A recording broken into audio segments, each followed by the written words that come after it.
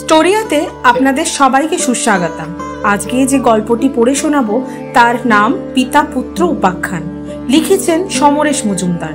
ভালো লাগলে please like করুন, আর আমাদের উৎসাহিত করতে আপনাদের গল্পটি কেমন লেগেছে প্লিজ কমেন্টে লিখে জানান। শুরু করছি সমরেশ মজুমদারের ছোট গল্প পিতা পুত্র উপাখ্যান। ডুডু আর সতীশ রায় মুখের ওপর বলেই দিলেন, দূর মশাই, খাঁটি সোনার গয়না হয় না, তার জন্যে ভেজাল মেশাতে হয়, তবেই সেটার চেহারা খোলে। তেমনি মেয়ে মানুষের স্বভাবে যদি একটু নষ্টামির ঝোঁক না থাকে তাহলে তাকে আলুনি ছাড়ার কিছুই ভাবতে পারবো না। কি বলো হে? কথা হচ্ছিল সতীশ রায়ের বাগানের বেঞ্চিতে বসে। পাশে বয়ে যাচ্ছে ডুডুয়া নদী, পেছনে সতীশ রায়ের দোতলা বাড়ি, সামনে বাগানের শেষে কিছুটা হাঁটতেই ন্যাশনাল হাইওয়ে। যারা শুনছিলেন তাদের দুজন সতীশের স্তাবক, তৃতীয় জন একজন নামকরা ঘটক। স্তাবকরা মাথা নেড়ে বলল, তা ঠিক, তা ঠিক। ঘটক যজ্ঞেশ্বর মুখুজ্জে হাত কচলালেন। আগে কোনো বাপ বলবে যে তার মেয়ের স্বভাবে একটু নষ্টামি করার ঝোঁক আছে? বাপ না বলুক, মা বলবে, আত্মীয় স্বজন পাড়া প্রতিবেশীরা বলবে, আর কেউ যদি না বলে মেয়ের দিকে তাকালেই আপনি বুঝতে পারবেন। তা যদি না পারেন তাহলে আপনি কিসের ঘটক মশাই? মুখ বন্ধ করলেন সতীশ রায়। যজ্ঞেশ্বর বিনীত গলায় বললেন, এরকম পাত্রীর কথা আজ পর্যন্ত কেউ আমাকে বলেনি। আপনি কেন এমন পাত্রীকে পুত্রবধূ করতে চাইছেন বুঝতে পারছি নেকো। হাত তুলে থামিয়ে দিলেন সতীশ রায়। আমার ছেলেকে দেখেছেন? শান্তশিষ্ট, দেখলে বোঝা যায় এক ফোঁটা ব্যক্তিত্ব নেই। তা তার বউ যদি ঘোমটা মাথায় গুড়ের বস্তা হয়ে বসে থাকে, লজ্জায় নেতিয়ে থাকে সর্বক্ষণ, তাহলে ছেলেটা কখনো মানুষ হবে? আমি চলে গেলে 5 ভূতে লুটে পুটে খাবে সব। ওহে ঘটক মশাইকে বলে দাও লোকে আমাকে কি বলে। একজন স্তাবক বলল, ডুডুয়া সতীশ রায়। দ্বিতীয় জন মাথা নাড়ল। সতীশ রায় ছাড়া এই ডুডুয়া গ্রামকে ভাবাই যায় না। যজ্ঞেশ্বর উঠে দাঁড়ালেন। দেখি চেষ্টা করে, আপনি যখন বলছেন। তা বলে এমন কোনো সম্বন্ধ আনবে না যার বংশের কোনো পরিচয় নেই। এ তো একেবারে সোনার পাথর বাটি, বিড়বিড় করলেন যজ্ঞেশ্বর। কত উঁচু বংশে ভদ্র পণ্ডিত বাবার সন্তান লম্পট যদি হতে পারে, তবে সেরকম পরিবারের মেয়ের একটু নষ্টামি করার ঝোঁক থাকবে না কেন? ওই ঝোঁক কথাটাতেই তো গোলমেলে ঠেকছে। জলে নেমেছে কিন্তু বেনি ভেজায়নি। হলো, যান। সতীশ রায় হাত নাড়লেন। 15 দিনের মাথায় হাসি মুখে ফিরে এলেন যজ্ঞেশ্বর মুখার্জি। বিকেলের চা খাচ্ছিলেন সতীশ রায়। জিজ্ঞাসা করলেন, কি সন্দেশ? একেবারে নলেন গুড়ের জল ভরা তালশাঁস এনেছি, যজ্ঞেশ্বর বললেন। তাই নাকি? ওরে কে আছিস? ঘটক মশাইকে চা দে শিগগিরি।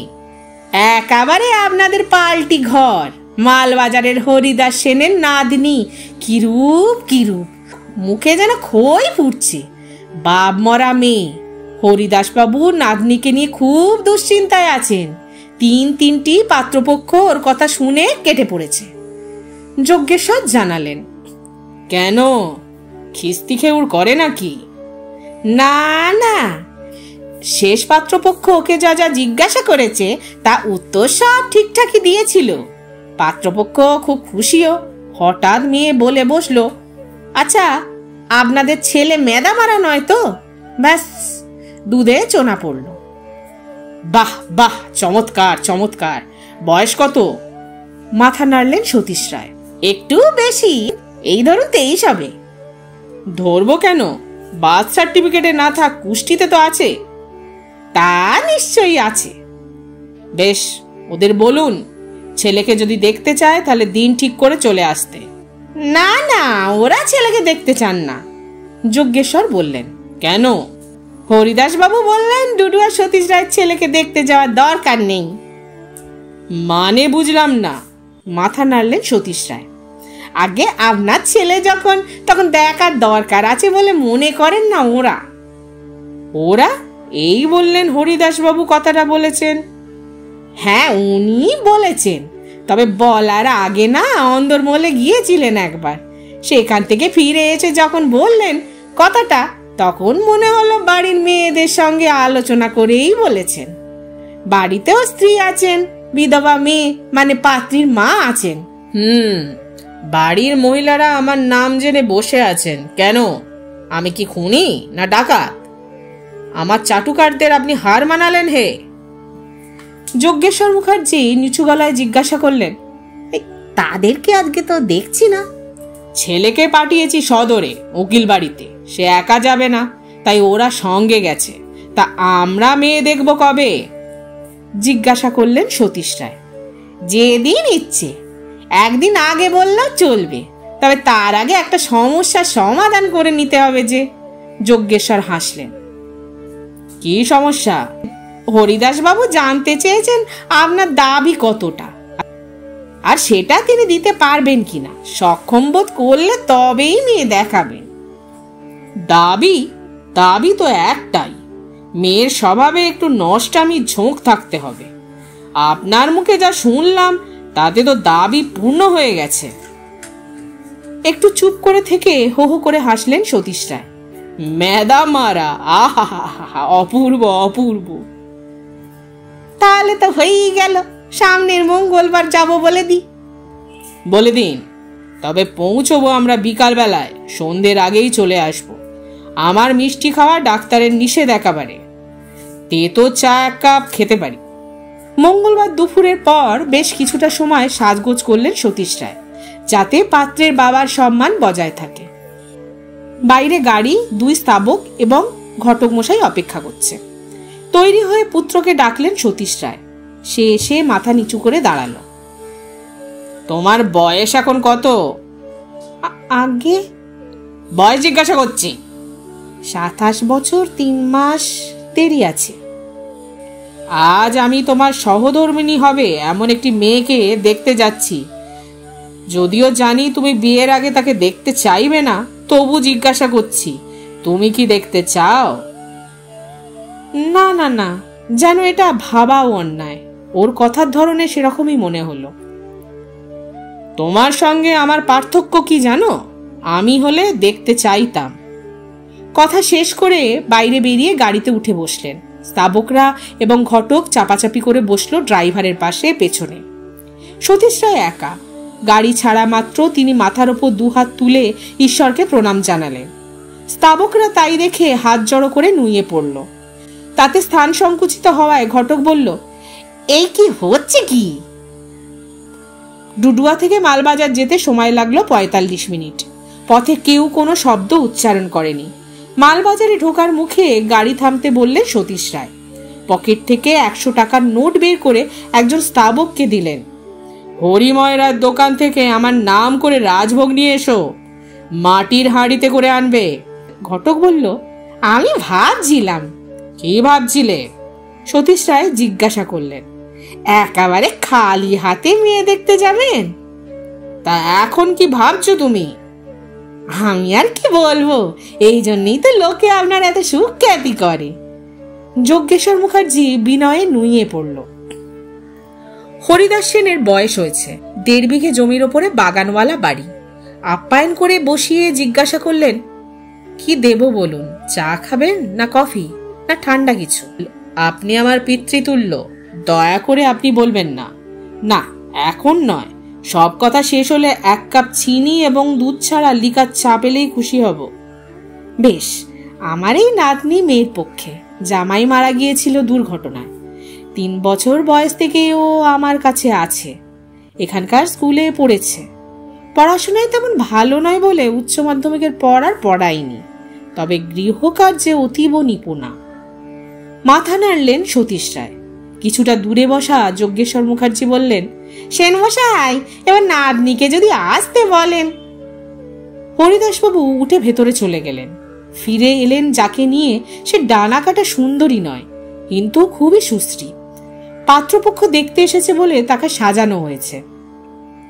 গলায় পাউডারের দাগ, চুল বেশ সময় নিয়ে বাঁধা, তাতে তাকে একটু আড়ষ্টই লাগছে। হরিদাস সেন বললেন, প্রণাম করো ওকে। মেয়েটি দাঁড়িয়ে দেখছিল। সতীশ রায় বললেন, থাক থাক, প্রণাম করতে হবে না। তোমার নাম কি? সুরঞ্জনা। সুরঞ্জনা, তুমি ভেতরে যাও, ভালো করে মুখ ধুয়ে বাড়ির শাড়ি পরে খোলা চুলে চটপট চলে এসো। সতীশ রায় বলা মাত্র মেয়ে ছুটল ভেতরে। হরিদাস সেন বললেন, ওর গায়ের রং কিন্তু ধুলেও এরকমই দেখাবে। আমি সেই সন্দেহে ধুয়ে আসতে বলিনি, ও সেজে গুজে সহজ হতে পারিনি বলেই বললাম। মেয়ের বাবার নাম কি ছিল? জগন্নাথ বর্মন, শিলিগুড়িতে চাকরি করত। যাজ্ঞে, আপনার ডুডুয়াতে আমার এক ভাইপোর বাড়ি ছিল, সেখানে বিক্রি করে সে কুচবিহারে চলে গেছে এখন। মধুর কথা বলছেন? মধুসূদন সেন? বাহ, মধুকে চেনেন আপনি? চিনব না? ওর জমি বাড়ি তো আমি বিক্রি করিয়ে দিয়েছি। আমি কখনো যাইনি, কিন্তু আমার স্ত্রী এবং কন্যা ওর বাড়িতে মাসখানেক ছিল। তা সে অনেকদিন আগেকার কথা। কথাটা শুনে ভাঁজ পড়ল সতীশ রায়ের কপালে, কিন্তু তিনি মুখ খোলার আগেই সুরঞ্জনা ফিরে এলো। এখন তাকে খুব স্বাভাবিক দেখাচ্ছে। সতীশ রায় বললেন, বাহ, বসো এখানে। রান্নায় কষে ঝাল দিতে পারবে তো? ফিক করে হেসে ফেলল সুরঞ্জনা। হে, কেন পারবো না? তুমি কি পড়েছো, কি পারো তা তোমার দাদু বলেছেন আমাকে। আমি তোমাকে প্রশ্ন করছি, তার আগে তুমি বলো, আমি কেন এসেছি তুমি জানো? আমি কেমন তাই দেখতে এসেছেন। ভেতর থেকে স্ত্রীর কণ্ঠ ভেসে এলো, এই পা দোলাস না। পা স্থির হলো। হাসলেন সতীশ রায়। বাইরে থেকে দেখে কি করে বুঝবো তুমি কিরকম? তাই তো ভাবছিলাম আমি। বাহ, আচ্ছা তুমি গালাগালি করতে জানো? ও মা, কে না জানি। বেশ, তুমি কি কি গালাগাল জানো? সুরঞ্জনা তার দাদুর দিকে তাকালো।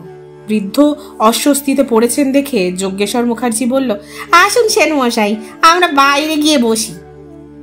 হরিদাস সেন যেন রক্ষা পেলেন। ওরা বাইরে গেলে সুরঞ্জনা জিজ্ঞাসা করল, সত্যি বলবো? সত্যিই বলতে বলছি তো। চোখ বন্ধ করে সুরঞ্জনা মনে করল, তারপর বলল, উল্লুক, অসভ্য, ঢ্যামনা, মাকাল। আমি তো মেয়ে, তাই শালাটার বলি না। ভেতরের দরজায় শব্দ হলো। ঠিক কথা, আর একটা শব্দ, মেদা মারা, বলো না? সতীশ রায় তাকালেন। হ্যাঁ, মাঝে মাঝে বলি। আমি কে জানো? ডুডুয়া সতীশ রায়। এটা তোমাকে কে বলেছে? তোমার দাদু? না, মা। মা যখন ছোট ছিল তখন দিদার সঙ্গে এক মামার বাড়িতে গিয়েছিল ডুডুয়ায়, তখন আপনাকে দেখেছিল। ও, এবার মনে পড়ে গেল। তোমার মায়ের নাম কি শিউলি? ও মা, আপনার মনে আছে তো? তিনি কি একবার এখানে আসতে পারবেন? ও মা, চেঁচিয়ে উঠল মেয়ে, তোমাকে উনি ডাকছেন। চিৎকার শুনে হরিদাস সেন আর যজ্ঞেশ্বর ঘরে ঢুকলেন। তারপর মাথায় ঘোমটা দেওয়া সাদা শাড়ি পরা যে মহিলা ভেতরের ঘর থেকে বেরিয়ে এলেন, তার ফাঁক থেকে চিবুক দেখা যাচ্ছে। সতীশ রায় উঠে দাঁড়ালেন, হাত জড়ো করে বললেন, আপনার মেয়েকে আমার পুত্রবধূ করে নিয়ে যেতে চাই, সম্মতি দেবেন? আপনি তো মাকে তুমি বলতেন, মা বলেছে। উফ, কথা না বলে পারো না। সব কথা সবার সবসময় মনে থাকে না। চাপা স্বরে মহিলা বললেন, আপনার বাড়িতে ও যদি যায়, এই প্রথম আমার মনে হবে ভগবান আছেন। বাড়ি ফিরতে সন্ধে পেরিয়ে গেল। যজ্ঞেশ্বর বললেন, এত রাত্রে বাস পাবো না। সতীশ রায়ের মন তখন ফুরফুরে। বললেন, রাতটা এখানেই থেকে যান, আপনার জন্যেই এই অভাব পূর্ণ হলো, চিন্তা করবেন না। ঘটক বিদায় ভালোভাবেই হবে। তা কি আর আমি জানি না?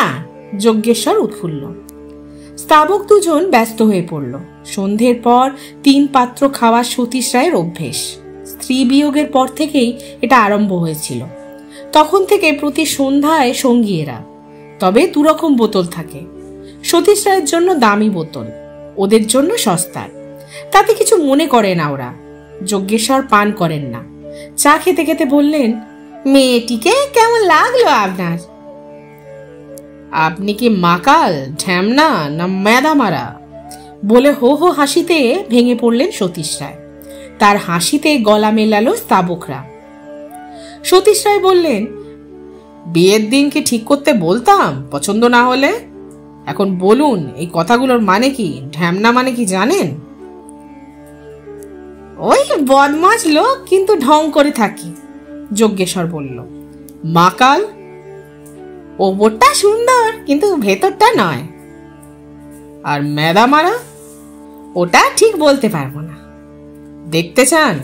এই ছোট বাবুকে পাঠিয়ে দে, আমার পুত্র আসছে, ওকে দেখলেই বুঝবেন মেদামারা কাকে বলে। এই বাড়িতে বৌমা এলে যদিও চরিত্র বদলায়। সতীশ রায় বললেন। একজন কর্মচারী বললেন, ছোট বাবু বাড়িতে নেই। নেই? এত রাত্রে সে বাইরে থাকার ছেলে তো নয়, খোঁজো, খুঁজে দেখো। যজ্ঞেশ্বর বললেন, মেয়ে দেখতে গেছেন শুনে বোধহয় মনে আনন্দ হয়েছে। সেটা আর 5টা ছেলের হতে পারে, ওর হওয়ার কথা নয়, ও একটা মেদামারা। আধ ঘন্টা পরে চিৎকার শোনা গেল, এই ছেড়ে দাও, ছেড়ে দাও, নইলে মেরে ফেলবো। আমাকে চেনো না তোমরা? শালা ফাটিয়ে দেবো সবাইকে। সতীশ রায় বললেন, কে? কার এত সাহস? যজ্ঞেশ্বর মাথা নাড়লেন। জড়ানো গলা, মনে হচ্ছে মাল খেয়ে চেঁচাচ্ছে। ততক্ষণে কর্মচারীরা ধরে নিয়ে এসেছে এই ঘরের দরজায় যাকে, তাকে দেখে সতীশ রায়ের চক্ষু স্থির। তুমি? ইয়েস, আমি বাংলা খেয়েছি। যজ্ঞেশ্বর জিজ্ঞাসা করলেন, স্বভাবের বাইরের কাজ করলে কেন বাবা? আমি দেবদাস সব বাবা, টলছিল পুত্র। দেবদাস? যজ্ঞেশ্বর হতভম্ব। আই লাভ স্বপ্না, স্বপ্নাকে বিয়ে করতে পারিনি, আমি দেবদাস সবই হব। জুতিয়ে তোমার মুখ ছিঁড়ে দেবো হারামজাদা, তলায় তলায় এত আমাকে ভুল বুঝিয়েছ ঢ্যামনা। কে স্বপ্না? কোথায় থাকে? চিৎকার করলেন সতীশ রায়। একজন স্তাবক বলল, পোস্টমাস্টারের মেয়ে, গত মাসে বিয়ে হয়ে গেছে। হো হো করে হেসে উঠলেন সতীশ রায়। বললেন, ভালো, বিয়ের আগে জ্ঞান বৃক্ষের ফল খাওয়া ভালো। বৌমার কাজটা সহজ হয়ে গেল। এতক্ষণ আপনারা শুনছিলেন সমরেশ মজুমদারের ছোট গল্প পিতা পুত্র উপাখ্যান। কেমন লাগলো আপনাদের? লিখে জানান আমাদের উৎসাহ দিতে লাইক করুন। যারা আমার চ্যানেলে নতুন তারা আমার চ্যানেলটিকে প্লিজ সাবস্ক্রাইব করুন। ভালো থাকুন, সঙ্গে থাকুন।